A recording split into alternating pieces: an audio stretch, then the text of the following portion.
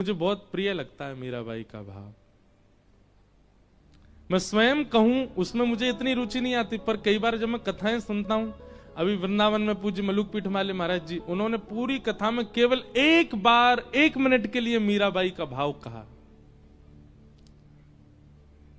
Sir से लेके पैर तक के रोंगटे मेरे खड़े हो गए। मीराबाई से एक अलग स्नेह लगता है। अभी नाथद्वारा में हमारे कीर्तिदान गढ़वी आए, गुजरात के गायक, उन्होंने एक पद गाया केवल, उसका मुझे अर्थ भी नहीं पता, बस पहला शब्द पता था, कानूड़ो सु जाने मारी प्रीत। कानूड़ा क्या जानता है मेरे प्रेम को। इतना भाव हो गया, क्योंकि द्वारिका में मीराबाई विलीन हुई हैं श्री ठाकुर जी में।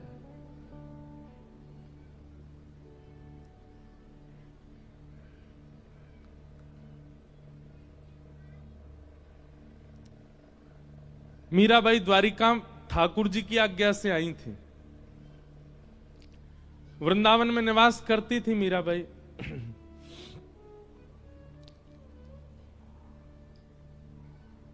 अधिक यश होने के कारण वृंदावन में इतना यश होने लगा था मीराबाई का कि अब उनको वृंदावन से जाना ही था, क्योंकि वृंदावन में लोग इतनी संख्या में आने लगे मीराबाई को देखने के लिए। तब मीराबाई ने मन बनाया कि अब कहां जाएं। तब ठाकुर जी ने आज्ञा की द्वारिका जाओ। द्वारिका में आकर के मीराबाई रहने लगी। यहां पर एक ऐसा प्रसंग भी आता है, महादेव जोगी का भेष धारण करके आते और मीराबाई के पास आके सत्संग सुनाते। कई भाव बताते हैं, रुक्मणी जी, जामवती जी, सत्यभामा, ये सब रूप बदल बदल करके आते थे मीराबाई से मिलने के लिए। ऐसी स्थिति क्यों बन गई? क्योंकि अब मीरा ठाकुर जी से प्रेम नहीं, ठाकुर जी मीरा से प्रेम करते हैं।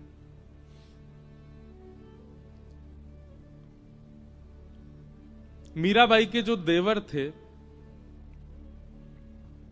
उन्होंने बहुत प्रताड़ना की थी मीराबाई के ऊपर उनके पति के जाने के बाद। लेकिन अब मीराबाई ने जब से मेवाड़ त्याग दिया, मेवाड़ से चली गई वृंदावन, तब से मेवाड़ में भुखमरी होने लगी, अकाल पड़ने लगा, वर्षा नहीं हुई कितने वर्षों तक। बड़े बड़े राज पुरोहितों को बुलाया गया, बड़े बड़े संतों को बुलाया गया, और सबने अपने ज्योतिष विद्या आदियों से केवल एक ही उपाय बताया। बोले घनघोर वैष्णव अपराध लगा है मेवाड़ को। क्यों? मीराबाई को प्रताड़ना दी है।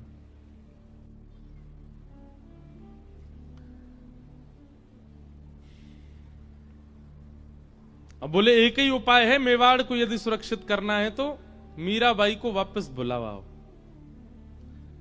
अब मीराबाई का तो ससुराल है मेवाड़, वो तो जन्मी मेड़ता में, और रही वृंदावन में, फिर आ गई द्वारिका।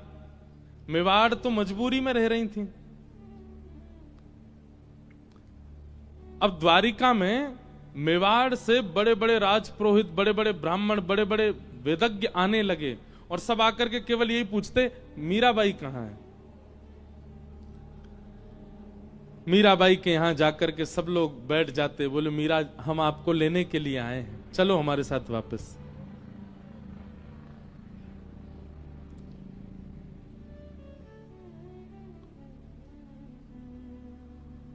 मीराबाई कहती, अब मैं थक चुकी हूं, अब मैं वापस नहीं, मैं मिलने के लिए आई हूं ठाकुर जी से, दूर होने के लिए नहीं आई हूं। खूब प्रयास किए पर मीराबाई वापस नहीं गई। तब आपके देवर ने, राणा ने, बड़े बड़े पुरोहितों को भेजा और कहा, आपके परिवार को मैं इतना धन दूंगा, आप जाके द्वारिका में अनशन पे बैठ जाओ। बोले या तो हम प्राण त्याग देंगे, नहीं तो मीरा हमारे साथ चलो वापस। यहां बड़े बड़े पुरोहित आए, आकर के मीराबाई के, अब मीराबाई तो कक्ष से निकलना ही बंद कर दिया उन्होंने, क्योंकि जैसे निकलती हैं सब पीछे पड़ जाते हैं, चलो वापस, चलो वापस। मीराबाई को किसी ने जाकर के बताया, बोले मीरा, समुद्र के तट पर, गोमती के तट पर सब राज पुरोहित अनशन पर बैठे हैं तुमको ले जाने के लिए।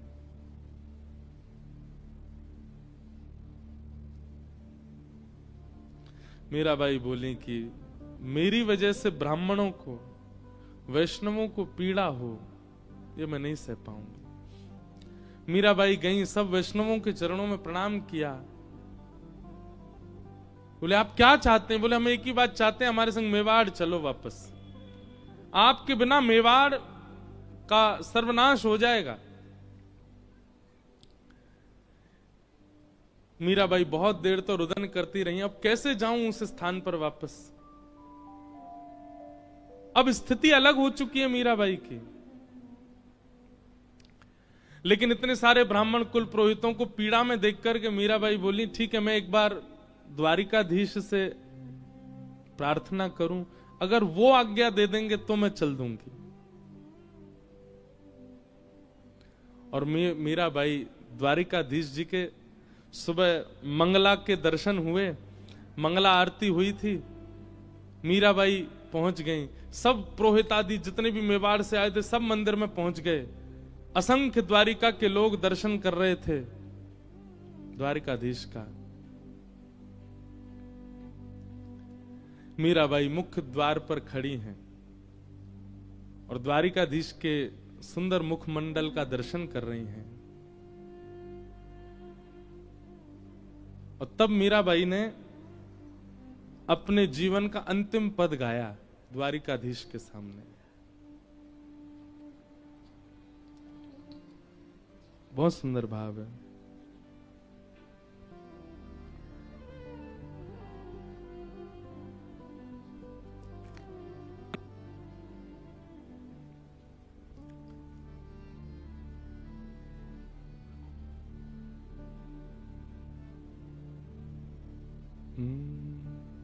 साजन सुध जू जानो त्यो लीजो, साजन सुध जू जानो त्यो। ये मीराबाई का अंतिम पद है और ये द्वारिका में गाया गया, द्वारिकाधीश के सामने। क्या कह रही हैं? साजन सुध ज्यों जानो त्यों लीजो, आपको जैसे अच्छा लगे वैसे मेरी सुध लेना। साजन सुध ज्यों जानो त्यों लीजो, साजन सुध ज्यों जानो त्यों लीजो। तुम बिन मेरे और न कोई, तुम बिन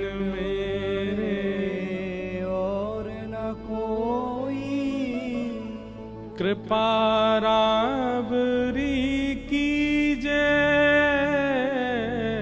कृपा राबरी कीजे।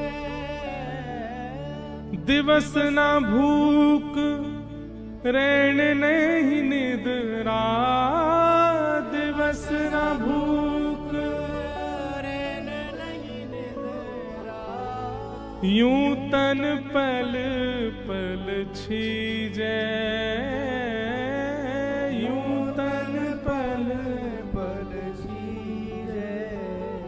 साधन साजन सुध जू जानो तुम लीजे, साजन सुध जू जानो तुम। इस पद में मीराबाई अपने संपूर्ण जीवन की पीड़ा कह रही हैं। बोले मैं थक गई द्वारिकाधीश, आपने कितना नचाया मुझे, मेड़ता से मेवाड़ भेज दिया, ब्याह करा दिया, मेरा पति पधार गए, उसके बाद इतना सब कुछ मेवाड़ में हुआ, वापस मेड़ता आ गई और फिर मेड़ता से वृंदावन बुला लिया, वृंदावन में निकुंज के दर्शन करा दिए। मीराबाई निकुंज में प्रवेश कर चुकी थी, ललता विशाखा सब लेकर के मीराबाई को जा चुकी, फिर वहां से फिर दोबारा वृंदावन भेज दिया, वृंदावन से अब द्वारिका भेज दिया। अब ये सब राजपुरोहित यहां पर ये अनशन में बैठ गए कि चलो वापस मेवाड़। अब तो मीराबाई हार करके कह रही हैं, साजन सुध ज्यों जानो त्यों लीजो। दीजे साजन सुध जो जान्यो तू ही। अब भी विश्वास तुम बिन मेरे और न कोई, आपके अलावा मेरा कोई नहीं है। मेरा जीवन कैसा हो गया है, दिवस ना भूख, दिन में मुझे भूख नहीं लगती, रैन नहीं निद्रा, रात में मुझे नींद नहीं आती है।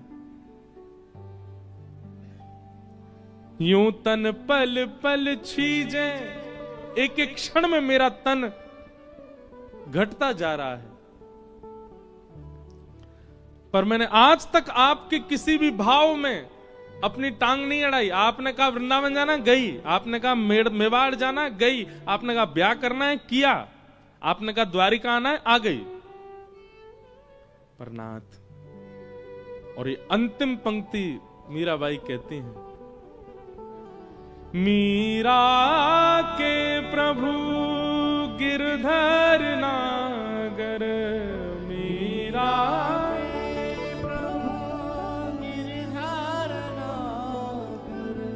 द्वारिकाधीश के सामने खड़े होकर के मीराबाई कह रही हैं, अब मुझे आप मिल चुके हो, अब मैं आपकी हो चुकी हूं, मेरा तन मन जीवन सब कुछ आपका हो चुका है नाथ। अब वापस मेवाड़ का ये प्रसंग क्यों आपने प्रकट कर दिया?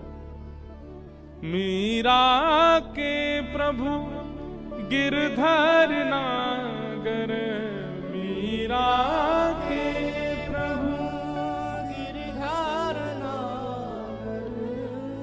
मिल बिछुरण मत दीजे, मिल बिछुड़न मत दीजे। अब मिलने के बाद बिछुड़िए मत नाथ। अब मैं नहीं जाना चाहती आपसे दूर। मिल बिछुरण मत दीजे, ये शब्द जैसे ही गाया मीराबाई ने, शंख चक्र गदा पद्मधारी द्वारिकाधीश प्रत्यक्ष प्रकट हो गए सामने। और कैसे प्रकट हुए? दुल्हा के भेष में, सहरा बांध करके, बढ़िया सुंदर अचकन पहन करके, और जैसे एक दुल्हा के हाथ रचे होते हैं मेहंदी में, ऐसे द्वारिकाधीश के हाथ रचे हैं। क्योंकि मीराबाई बीन ही मांगती थी, ठाकुर जी को अपना प्रियतम ही मानती थी। ठाकुर जी बिल्कुल दुल्हा के रूप में, मंगला के दर्शन में द्वारिकाधीश प्रभु दुल्हा के रूप में प्रकट हो गए। सुंदर सिर पर सहरा पहना है और बढ़िया किरीट धारण किया है, गले में मालाएं पहनी है, हाथ पूरे रचे हुए मेहंदी से, सुंदर बिल्कुल एक दुल्हा के भांति ठाकुर जी प्रकट हो गए। मिल बिछुरन मत दीजे, मिल बिछुरन मत दीजे, बार बार मीराबाई इस भाव को गाती जा रही है। एक अद्भुत प्रकाश द्वारिकाधीश के मंदिर में प्रकट हुआ, मानो सूर्य चंद्र एक साथ प्रकाशित हो गए हों। जितने दर्शनार्थी खड़े थे सबके नेत्र बंद हो गए, कोई देख नहीं पा रहा है स्थिति को। और मीराबाई बढ़ती जा रही हैं द्वारिकाधीश की ओर। मिल बिछुरन मत दीजिए। जैसे ही गर्भगृह में मीराबाई ने प्रवेश किया, दोनों अंकों से द्वारिकाधीश ने मीराबाई जो चरणों में प्रणाम कर रही थी उनको उठा करके हृदय से जैसे लगाया, मीराबाई प्रविष्ट हो गई श्री द्वारिकाधीश। तेज विश्राम हुआ, वो प्रकाश जैसे शांत हुआ, सब लोग अफरा तफरी मच के ढूंढने लगे, कहां हैं कहां हैं कहां हैं। तभी पुजारी जी की दृष्टि गई और श्री द्वारिकाधीश के हृदय पटल में से मीराबाई प्रविष्ट तो हो चुकी हैं, वो तो दिखी नहीं, पर मीराबाई की जो ओढ़नी थी उसका छोड़ धीमे धीमे भीतर जा रहा था। तुरंत पुजारी जी ने जाकर के वो छोड़ पकड़ लिया, परंतु नहीं रोक पाए और मीराबाई ठाकुर जी में विलीन हो गई। और मीराबाई विलीन हो गई द्वारिकाधीश में। और उस दिन द्वारिकाधीश का मुखमंडल इतनी प्रसन्नता में, ऐसा अद्भुत दर्शन द्वारिका में कभी नहीं हुआ ठाकुर जी का। सब लोगों ने दंडवत प्रणाम किया, मीराबाई सा की जय हो, मीराबाई सा की जय हो, सब जय जयकार करने लगे। कितने लोगों ने तो मीराबाई के वियोग में प्राण त्याग दिए, मीराबाई विलीन हो गई ठाकुर जी में।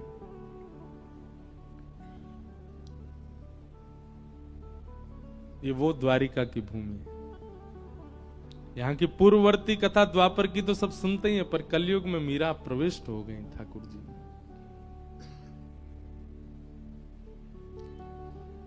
मिल बिछुरन मत दीजिए, क्योंकि मीराबाई कह रही है कि अब मैं वैष्णव अपराध नहीं कर सकती, ये सब अनशन कर रहे हैं, मैं मेवाड़ जा नहीं सकती। ठाकुर जी आप ही कुछ करो। ठाकुर जी ने विलीन कर लिया स्वयं में ही। और ऐसे भक्तिमती मीरा, पूछा जाए अभी कहां है तो द्वारिका में ही है, द्वारिकाधीश के साथ है। कई लोग कहते हैं मीराबाई वृंदावन में विलीन हुई, कहीं और का बताते, पर हमारे वृंदावन में आज भी मीराबाई की एक वंश की एक माता जी हैं। उन्होंने मीरा चरित्र स्वयं लिखा। उन्होंने उसमें वर्णन किया कि वे द्वारिकाधीश में विलीन हुई, द्वारिका में ही श्री ठाकुर जी में विलीन हुई मीराबाई। ऐसे ठाकुर आज जब दर्शन करने जाओ, अब तो कब जाएंगे, 12 तो बजने वाले हैं। हमारा तो लोभ था कि आज 12 साढ़े 12 तक कथा विश्राम करके हम तुरंत दौड़ के दर्शन कर आएंगे और फिर हम निकल जाएंगे। अभी तो हमने भागवत जी खोली नहीं है, अंतिम दिन की कथा तो प्रारंभ हुई ही नहीं है अभी। पर कथा हमने कहा ना, यहां बैठ के अभी तो 2 प्रश्न थे, एक ही बोल पाए, उसी में पूरा समय निकल गया। पर जब दर्शन करो द्वारिकाधीश के, जो लोग रुक रहे हों, मीराबाई का कोई पद जरूर गाना ठाकुर जी के आगे। मीरा यही है, द्वारिकाधीश में ही है। द्वारिका के श्री कृष्ण भक्ति प्रदान करने वाले तो हैं ही, पुण्य प्रदान करने वाले तो हैं ही, यश कीर्ति वैभव प्रदान। अगर आपको द्वारिका आकर के नित्य दर्शन करके यश मिल रहा है, कीर्ति मिल रही है, पुण्य प्राप्त हो रहे हैं, आपका बिजनेस बढ़िया चल रहा है, तो ये समझ लेना द्वारिकाधीश आपको आशीष दे रहे हैं। पर द्वारिका आकर के अगर आपके चित्त में प्रेम लक्षणा भक्ति बढ़ रही है, तो सोच लेना द्वारिकाधीश के चित्त में बैठी मीराबाई आपको देख रही है। अगर प्रेम लक्षणा भक्ति की कामना है, तो श्री द्वारिकाधीश जी के चित्त की ओर देखो, वहां मीरा बैठी, मीराबाई।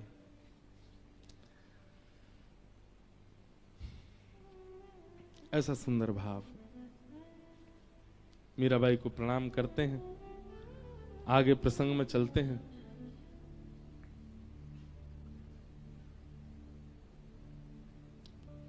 किन्हीं का प्रश्न है कि अटेंशन सीकिंग बिहेवियर का कारण क्या है और इसका त्याग समाधान कैसे है? समझ में आया?